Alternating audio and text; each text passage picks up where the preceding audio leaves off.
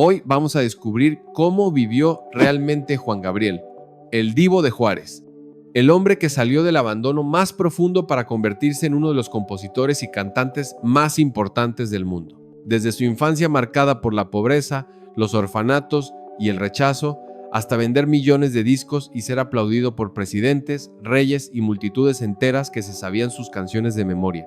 Prepárate, porque este recorrido no solo te va a sorprender, te va a conmover. El hombre detrás de la leyenda. Alberto Aguilera Valadez nació el 7 de enero de 1950 en Parácuaro, Michoacán, en el seno de una familia marcada desde el inicio por la tragedia y la pobreza. Fue el menor de 10 hermanos, hijo de Gabriel Aguilera Rodríguez y Victoria Valadez Rojas, dos campesinos que apenas lograban sobrevivir con lo poco que la tierra les daba. Su padre, Gabriel Aguilera, sufrió una crisis mental después de provocar accidentalmente un incendio en el campo donde trabajaba. Fue internado en el Hospital Psiquiátrico de La Castañeda en la Ciudad de México y nunca volvió a casa.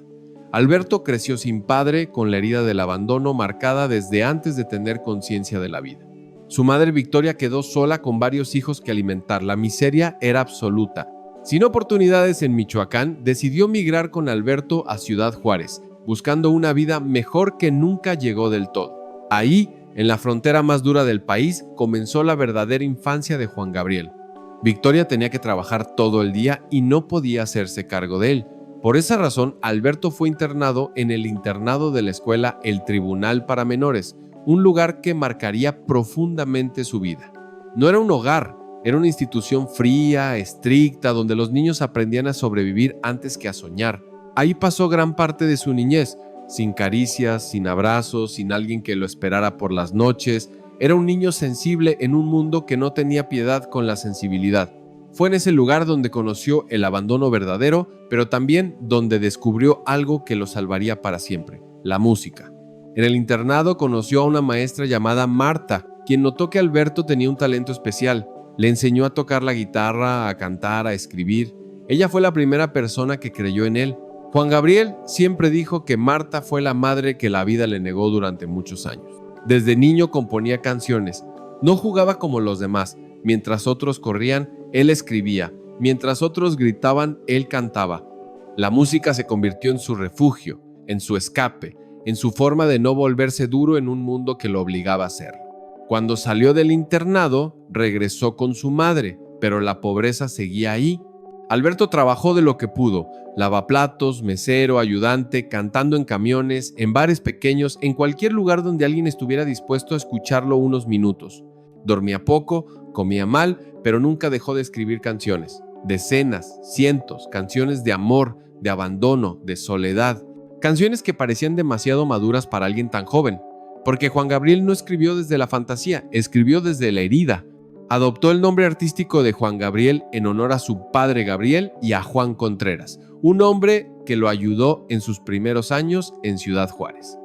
Ese nombre no era una estrategia comercial, era un homenaje a las pocas figuras masculinas que marcaron su vida.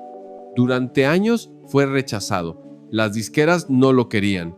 Decían que no tenía la voz adecuada, que no tenía la imagen, que era demasiado raro, demasiado diferente. Juan Gabriel no encajaba en los moldes de la industria musical de su época, y eso casi lo deja fuera. En 1966 fue acusado injustamente de robo y pasó más de un año en la cárcel de Lecumberri. Ahí, encerrado, lejos de todo, escribió algunas de sus canciones más profundas. Una vez más, el abandono, la injusticia y la soledad se transformaron en música. Fue liberado gracias a la intervención de la cantante Enriqueta Jiménez, la prieta linda, quien creyó en él cuando nadie más lo hacía. Ese momento marcó el inicio de su verdadera carrera artística. Juan Gabriel no salió de la pobreza de golpe. Fue poco a poco, con trabajo incansable, con noches sin dormir, con escenarios pequeños antes de llenar palacios. Nunca tuvo una infancia normal y jamás olvidó lo que era no tener nada. Ese niño abandonado, ese joven rechazado, nunca desapareció. Vivió siempre dentro del artista y fue precisamente ese dolor el que le dio verdad a sus canciones. Antes de ser el Divo de Juárez, Juan Gabriel fue un niño solo, un adolescente incomprendido y un joven que sobrevivió cantando. Esa es la raíz de su grandeza, porque Juan Gabriel no cantaba para lucirse, cantaba para no volver a sentirse abandonado, y esa diferencia se escuchaba en cada nota. La fortuna de Juan Gabriel. Juan Gabriel fue, sin exagerar, uno de los artistas más ricos y poderosos de la música en español, no solo por lo que ganó como cantante, sino por algo mucho más importante: era dueño de sus canciones. Y en la industria musical eso lo cambia todo. A diferencia de muchos artistas de su generación, Juan Gabriel entendió temprano que el verdadero dinero no estaba solo en cantar, sino en componer. Y Juan Gabriel no escribió unas cuantas canciones exitosas, escribió más de uno. 800 canciones, muchas de ellas convertidas en clásicos interpretados por otros artistas que vendieron millones de discos. Cada vez que una canción de Juan Gabriel sonaba en la radio, en una fiesta, en una película o en un escenario, el dinero regresaba a él. Las regalías fueron su mayor fuente de ingresos durante décadas. Canciones como Amor Eterno, Querida, Hasta que te conocí, Así fue, El Noa Noa o Abrázame muy fuerte le generaron ingresos constantes, incluso cuando no estaba de gira. En su mejor momento, entre las décadas de los 80 y 90, Juan Gabriel cobraba cifras millonarias por concierto. Según testimonios de empresarios y productores, podía ganar entre 500,000 y $1,000,000 por presentación en grandes escenarios de México, Estados Unidos y Latinoamérica. Era una cifra reservada solo para las máximas figuras internacionales. Sus giras eran maratónicas, podía dar más de 200 conciertos al año. Cada gira significaba decenas de millones de dólares en ingresos brutos, y a diferencia de muchos artistas que dependían de disqueras, Juan Gabriel negociaba en condiciones muy favorables para él. Su nombre llenaba estadios sin necesidad de promoción excesiva. A eso se sumaban las ventas de discos. Juan Gabriel vendió más de 100 millones de discos a lo largo de su carrera, colocándolo entre los artistas latinos más vendidos de todos los tiempos. Cada álbum era un éxito asegurado. Recuerdos, Pensamientos, Todo, Gracias por Esperar, Vestido de Etiqueta y los dúos rompieron récords de ventas. En valor actual, diversos especialistas estiman que la fortuna acumulada de Juan Gabriel al momento de su muerte rondaba entre 200 y 300 millones de dólares. No todo estaba en efectivo. Gran parte de su riqueza estaba distribuida en propiedades, derechos de autor, catálogos musicales y empresas relacionadas con el entretenimiento. Además, Juan Gabriel era profundamente generoso. Regalaba dinero, ayudaba a familias enteras, mantenía a muchas personas a su alrededor. Nunca negó ayuda a quien se la pedía. Esa generosidad hizo que su fortuna nunca fuera completamente líquida. El dinero entraba y salía.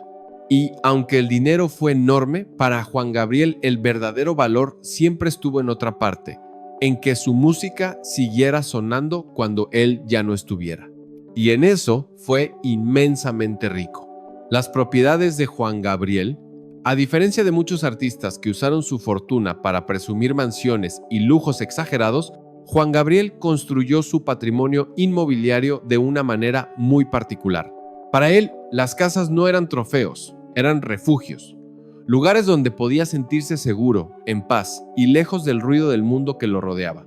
Una de sus propiedades más emblemáticas fue la casa ubicada en Ciudad Juárez, en la calle 16 de septiembre, muy cerca del legendario bar El Noa Noa. No era una mansión ostentosa, pero sí un símbolo profundo. Ahí vivió durante años y ahí regresaba siempre que podía. Esa casa representaba sus raíces, el lugar donde había pasado hambre, pero también donde había nacido su carrera. Juan Gabriel nunca renegó de Juárez. Al contrario, aunque nació en Michoacán, siempre dijo que Juárez era su verdadera casa. Esa propiedad era su punto de anclaje emocional, el sitio donde se sentía el Alberto de antes, no el divo. En Cancún, Juan Gabriel fue dueño de una residencia frente al mar. Tenía amplios jardines, acceso directo a la playa, alberca y diversas comodidades. Cancún era uno de sus lugares favoritos para descansar, componer y alejarse de la presión mediática. En la Ciudad de México, Juan Gabriel contó con varias residencias a lo largo de su carrera, aunque nunca fue un personaje que se dejara ver constantemente en una sola dirección. Prefería la discreción. Algo importante es que Juan Gabriel no acumuló propiedades por inversión especulativa. No compraba y vendía para multiplicar dinero. Compraba lugares donde realmente vivía, donde escribía canciones, donde descansaba, donde lloraba y donde celebraba. El valor total de sus propiedades se estimó en decenas de millones de dólares. No eran pocas, pero tampoco excesivas para alguien de su nivel. Reflejaban su vida nómada, su necesidad constante de moverse, de cambiar de escenario, de no quedarse demasiado tiempo en un solo lugar. Las casas de Juan Gabriel no gritaban riqueza. Sus casas hablaban de soledad, de búsqueda de paz y de un hombre que nunca tuvo un hogar verdadero en la infancia y que pasó la vida entera tratando de construirlo. Porque al final, más allá del dinero y la fama, Juan Gabriel solo buscaba algo muy simple, un lugar donde sentirse en casa. Colección de vehículos. Juan Gabriel nunca fue un hombre obsesionado con los automóviles, pero como toda gran figura de su época, tuvo vehículos acordes a su estatus y a las exigencias de su vida artística. Para él, los autos no eran símbolos de poder, eran herramientas de movimiento, medios para cumplir agendas agotadoras. Uno de los autos más asociados a Juan Gabriel fue el Cadillac Fleetwood, un vehículo grande, elegante y silencioso, muy popular entre celebridades de alto perfil. Este tipo de automóvil representaba perfectamente su personalidad, presencia imponente, pero sin estridencia. En valor de la época, un Cadillac Fleetwood podía costar entre $30,000 y $40,000, una cifra elevada, pero razonable para un artista de su nivel.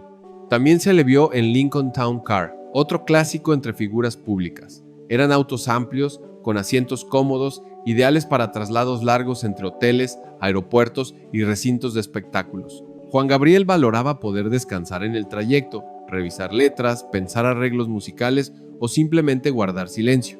Más que coleccionar por capricho, Juan Gabriel solía renovar sus vehículos conforme cambiaban sus necesidades. Si un auto dejaba de ser funcional para su ritmo de vida, lo reemplazaba. No acumulaba garajes llenos de coches exóticos ni tenía una colección formal exhibida. Sus vehículos reflejaban exactamente quién era. Un artista exitoso, sí, pero sin la necesidad de presumir.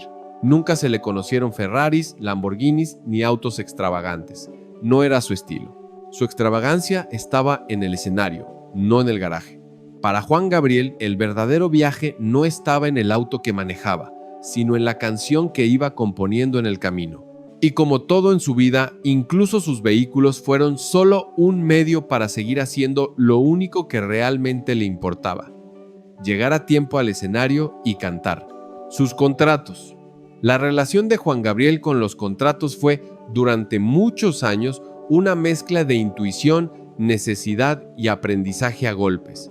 A diferencia de otros artistas que llegaron apadrinados o con equipos legales sólidos, Juan Gabriel comenzó firmando desde la vulnerabilidad, sin poder negociar y con el único objetivo de sobrevivir en la industria. Su primer contrato importante lo firmó a finales de los años 60 con RCA Víctor. En ese momento, Alberto Aguilera era un joven compositor con talento, pero sin poder. Aceptó condiciones duras, como la mayoría de los artistas novatos de la época. La disquera controlaba la producción, la promoción y buena parte de los derechos. Juan Gabriel recibía pagos limitados por grabación y un porcentaje bajo de regalías. Durante años trabajó bajo ese esquema. Grababa sin descanso, entregaba canciones una tras otra y cumplía con calendarios exigentes. La disquera ganaba millones y él apenas comenzaba a ver frutos reales. Era el precio de haber entrado sin respaldo ni asesoría legal. Pero Juan Gabriel aprendía rápido. Con el paso del tiempo y conforme su nombre comenzó a llenar recintos, entendió una verdad fundamental. Su valor estaba en sus canciones, y quien controlara esas canciones controlaba el negocio.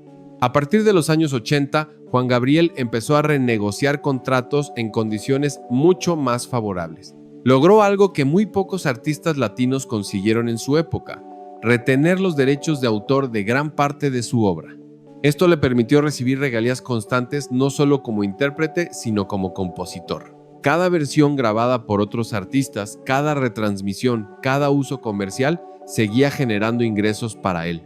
Sus contratos reflejan su evolución, del joven sin nada que firmaba lo que le pusieran enfrente, al artista poderoso que decidía cuándo, cómo y con quién trabajar. Juan Gabriel no nació sabiendo negociar. Aprendió a hacerlo porque no tenía otra opción. Y cuando finalmente entendió las reglas del juego, se convirtió no solo en un ídolo, sino en un dueño absoluto de su voz y de su legado. Los lujos y el estilo de vida. Juan Gabriel vivió rodeado de lujos, pero nunca de la forma fría y distante de otros millonarios. Su estilo de vida fue excesivo, emocional y profundamente personal. Todo lo que hacía, lo hacía en grande, porque durante muchos años no había tenido nada. Uno de sus mayores gastos fue siempre el vestuario. Juan Gabriel entendía el escenario como un espacio sagrado. Sus trajes no eran simples prendas, eran parte del espectáculo. Usaba sacos bordados, lentejuelas, capas, colores brillantes y diseños hechos a la medida por sastres y diseñadores especializados. Cada presentación implicaba cambios constantes de vestuario. Un solo traje podía costar entre $5,000 y $20,000, dependiendo de los materiales y el diseño. Y Juan Gabriel tenía docenas. No repetía por descuido, sino porque cada show debía ser una experiencia distinta. El escenario era su reino y su ropa, su armadura. Las producciones de sus conciertos eran descomunales. Orquestas completas, coros, arreglos especiales, iluminación, escenografía, sonido de primer nivel. Cada gira costaba millones de dólares. Juan Gabriel no escatimaba. Prefería ganar menos si el espectáculo era memorable.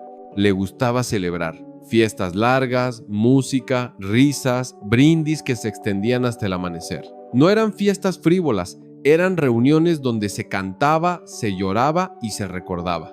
Juan Gabriel celebraba la vida porque durante mucho tiempo sintió que se le escapaba. A pesar de todo ese lujo, nunca perdió el contacto con la gente común. Seguía hablando como el muchacho de barrio, seguía siendo accesible con sus músicos, con su equipo, con quienes trabajaban para él. No se sentía superior, se sentía agradecido. Su estilo de vida fue intenso, sin medias tintas. Juan Gabriel no vivió con moderación, vivió con pasión. Gastó dinero como gastó emociones, sin reservas. Porque para alguien que pasó la infancia en un internado, el verdadero lujo no era el dinero, era poder vivir como siempre quiso sin pedir permiso. Sus mejores canciones y premios. Ahora que conocemos cómo vivió Juan Gabriel, es momento de hablar de lo que realmente lo hizo eterno. Porque al final, los autos, las casas y el dinero pierden importancia frente a lo único que permanece, las canciones. Juan Gabriel no fue solo un intérprete exitoso, fue uno de los compositores más prolíficos y sensibles en la historia de la música. Escribió más de 1,800 canciones, una cifra que muy pocos artistas en el mundo han alcanzado. Canciones que no nacieron del cálculo comercial, sino de la herida, del amor, del abandono y de la esperanza. Si hay una canción que define su legado, esa es Amor Eterno. Escrita para su madre Victoria Valadez, esta canción trascendió géneros, generaciones y fronteras.